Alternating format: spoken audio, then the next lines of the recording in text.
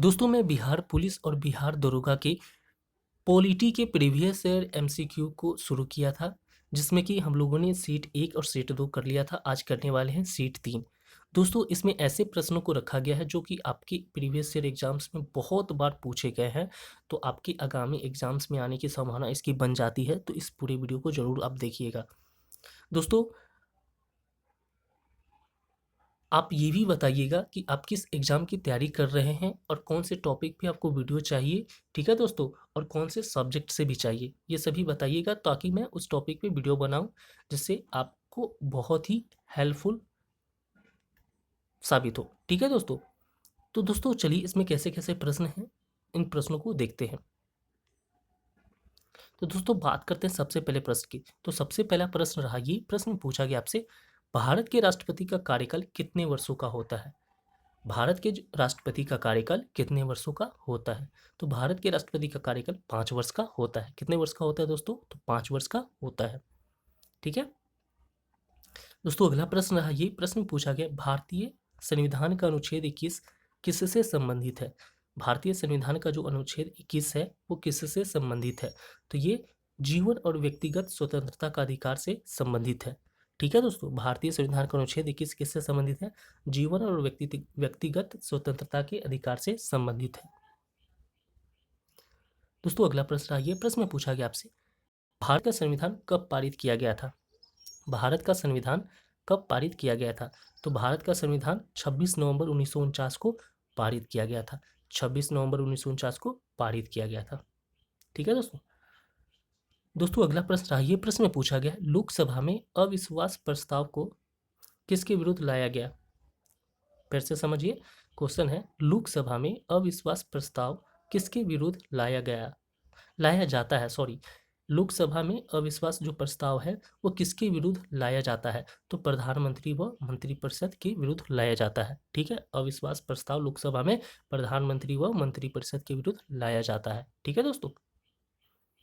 दोस्तों अगला प्रश्न रहा ये, प्रश्न में पूछा गया है, संघ सूची में कितने विषय हैं? संघ सूची में कितने विषय हैं? तो संघ सूची में टोटल अभी तक की बात करें तो अब पहले देखिए, पहले 100 थे संघ सूची में, टोटल 100 विषय थे, लेकिन अब की बात करें तो 97 विषय है। कितने विषय है अभी? तो 97 विषय है। दोस्तों इस चैनल पे नए हैं तो चैनल को सब्सक्राइब जरूर कर लीजिएगा, जिससे कि आने वाली हर एक वीडियो आपके पास पहुंचती जाए। मैं इस चैनल पे सभी एग्जाम्स को टारगेट करके पढ़ा रहा हूँ, जो कि आपकी एग्जाम्स के लिए बहुत ही उपयोगी होने वाले हैं।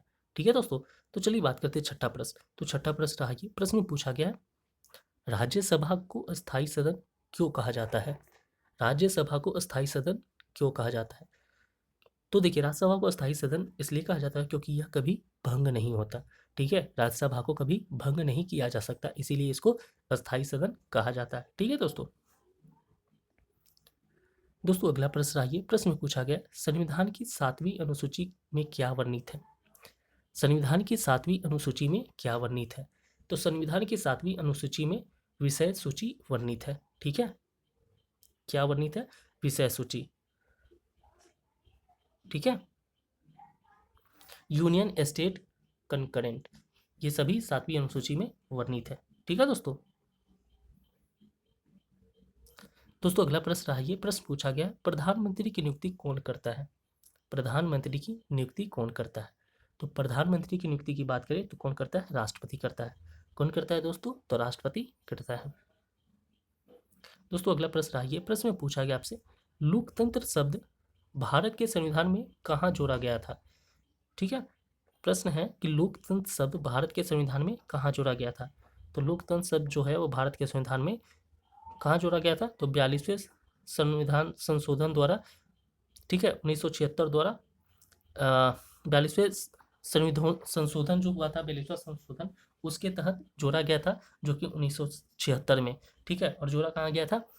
प्रस्तावना में। ठीक है दोस्तों, कहाँ जोड़ा गया था? तो प्रस्तावना में इस सबको जोड़ा गया था। कब जोड़ा गया था? 1976 में।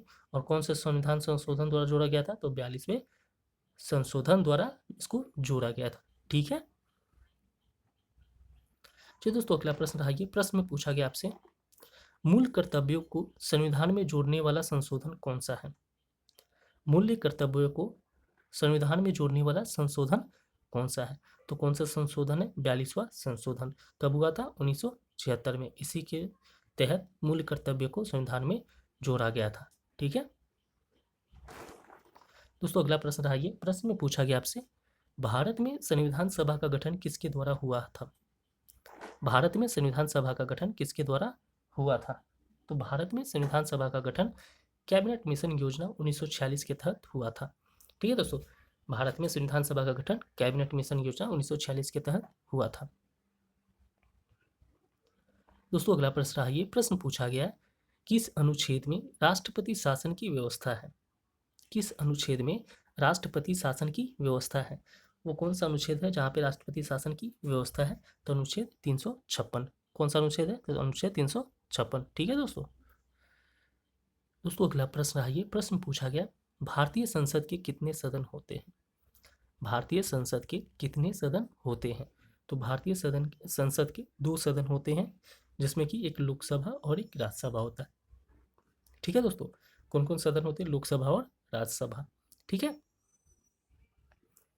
दोस्तों, अगला प्रश्न रहा ये। प्रश्न पूछा गया, पंचायती राज व्यवस्था का मूल विचार किस देश से लिया गया है?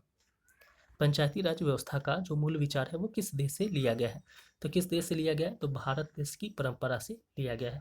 पंचायती राज की व्यवस्था का मूल विचार भारत देश की परंपरा से लिया गया है। दोस्तों, इस सेट का लास्ट प्रश्न है। इसमें पूछा गया आपसे, न्यायपालिका की स्वतंत्रता का अर्थ है। न्यायपालिका की स्वतंत्रता का अर्थ है। क्या अर्थ है? इसके बारे में बताना है। तो न्यायपालिका की स्वतंत्रता का अर्थ होता है न्यायाधीशों का निष्पक्ष और स्वतंत्र निर्णय। ठीक है दोस्तों, क्या होता है? न्यायाधीशों का निष्पक्ष और स्वतंत्र निर्णय होता है इसका। ठीक है, इसका अर्थ न्यायाधीशों का निष्पक्ष और स्वतंत्र निर्णय होता है। तो दोस्तों, आशा करता हूँ कि ये वीडियो आपको अच्छा लगा होगा। अच्छा लगता है तो कम से कम लाइक सब्सक्राइब जरूर करिएगा, और आप कमेंट करके ये भी बताइएगा आपको किस टॉपिक पे वीडियो चाहिए, आप किस एग्ज़ाम की तैयारी कर रहे हैं, ताकि मैं उस टॉपिक पे वीडियो जरूर बनाऊँ। ठीक है दोस्तों, तो दोस्तों मिलते हैं अगले वीडियो में, तब तक के लिए धन्यवाद।